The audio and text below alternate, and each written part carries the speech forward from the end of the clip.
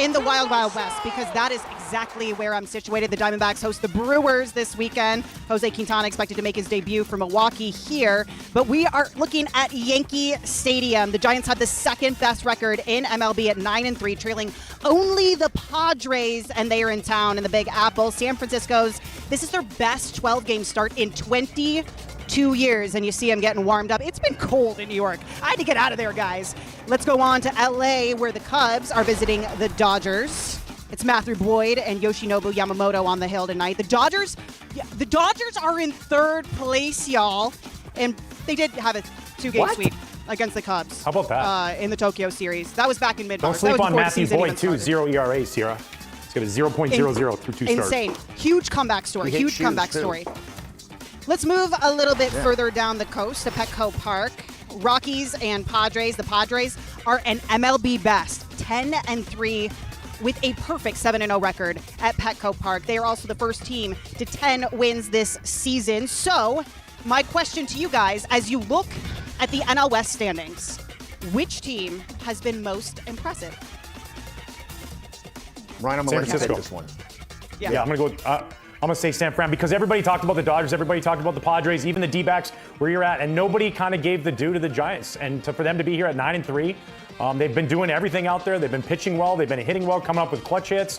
The bullpen's been throwing the ball great. So, yeah, I think this is a really, really good start to the season. You get a veteran presence in a guy like JV. And don't sleep on Logan Webb, by the way. Quietly, every year just goes about his business, is one of the elite pitchers in the league. Jordan Hicks, remember when they put him in the rotation? Everyone's like, what are they doing? He's been dealing. So you said it yesterday, or 2 days ago, Kevin. It starts with your starting pitching. They have that on the mound. Wilmer Flores has done nothing but been clutch out there in the Bay Area. So it's just impressive what they've done so far. Hats off to them. I agree with you, man. I agree with you, but I will lean on San Diego. And just when we're talking about a team that they haven't lost at home, so immediately start there. In 1998, they end up in the World Series the last time they started out 7-0 at home. It's a team that's had to live in the Dodgers shadow, be in the Dodgers shadow. We look forward to the series in the postseason. Arizona's moved in there the last few years to be a awesome team, and now they're like the champs of that division. But the Dodgers have been the darling, and then you sit back and watch. Like, I just feel that there has to be that little edge, and that's what I was talking about with health. And Jackson Merrill's now out till May with that hamstring. You got Cronenworth. He should be expected to play Friday, along with Tatis in that shoulder. So if they can just stay healthy, we talked about it. A lot of teams say the same thing, right? Braves have been through the bugaboo with that.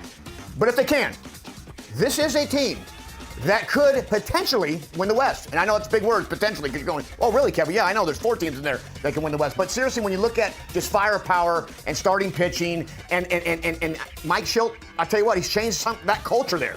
I just think they get guys believing that they should be up top of this division instead of just playing for fun and seeing what the Dodgers are going to do. The Friars are also doing it without Jackson Merrill, who's out with that hamstring until May. And you talked about that little edge, Kevin. I want you to weigh in on this one, Demp. The Friars have an MLB best bullpen ERA at 1.65. Yeah, no, and listen, that's going to win you a lot of games. We see it so many times. Teams are good at holding the lead till the 7th or the 8th, and then they struggle at the back end of their bullpen. And you look up and down the league at the standings, the teams that are leading their division or at the top of their division or have a 10-3 record like the Padres are because of the bullpen and the way they're throwing it. Robert Suarez at the back end of that is closing games out. You got Jason Adam, you got Estrada, you got these guys who are coming in there and having lockdown innings. They're making big pitches in big situations. Runners in scoring position are not coming across the plate. So that's going to win you a lot of games, and it makes up for lack of offense, right? So if you have a guy like Jackson Merrill out, you have Tatis out, you're going to win those close games, those 2-1 games, those 3-2 games. You're going to win them because of a bullpen like that. It's a strong point of their game. It was last year, and it continues to be to the start of this season. Demp, this is one of your lines. Tearing the cover off the ball. Marcell Ozuna ending the game last night with a home run at 12:45 a.m. They had to wait 2 hours and 45 minutes while the tarp was on the field. Okay, here's what's even more unbelievable than that walk-off, right? That was the Braves' 3rd win of the season, Demp. So this is what I want to know. Will Ozuna's walk-off kickstart the Braves season? Hey, listen, these are the kind of things that happen, right? When you grind through something like that, 2 hours and 45 minutes, first of all, you can lose a lot of money in the card game in 2 hours and 45 minutes. And then to go out there in a moment like that and to lose that game would be really disheartening. But instead, look what they get to do. They get to rip his jersey off. They plucked him out of the stands, too, by the way, Sierra, which was amazing. We'll get into that in a second. But these are the kind of wins. You need these kind of wins. You need them at home. You need them after a long start to the season like that. There he is. He was in the stands. He was touching people's lives.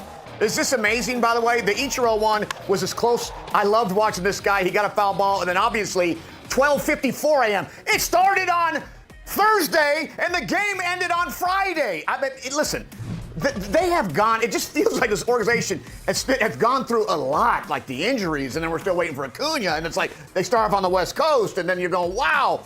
But let me tell you, they're the Braves. They're a good ball club. Austin Riley, I love watching him play baseball. Suna, can he bounce back and have the same year he did last year? If he does that, this is right where they need to be, man. I mean, not saying that they want to start this way, but you just sometimes just got to get the flow. And that home run last night was big against a good club, obviously, the Phillies in the division. So, hey, you never know. There's so many games, but you're just trying to just kind of get on your feet as the season gets going. And they're all important, but the Braves are a good ball club. I don't think they'll be down there for too long. Well, good news, too. Spencer Strider, he struck out 13 in his rehab start for Triple A Gwinnett. So he's on the mend. He's going to be back soon.